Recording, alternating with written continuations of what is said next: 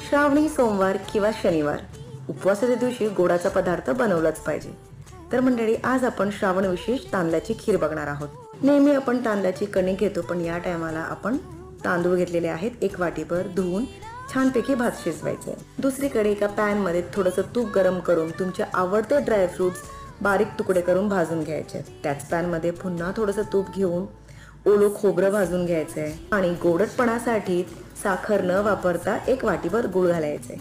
गूळ छानपैकी विरघळल्यानंतर हे सगळं भातामध्ये मिक्स करायचंय. भात छानपैकी मऊसूत शिजलं पाहिजे बरं का.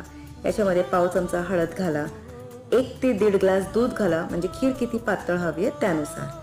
भाजलेले ड्रायफ्रुट्स घालून 1 चमचाभर वेलची जायफळ पूड, थोडंसं केसर आणि मस्त आपली खीर तयार. तर मंडळी, या श्रावणामध्ये नक्कीच बनवा, सेव्ह करून ठेवा आणि खूप सारं शेअर करा.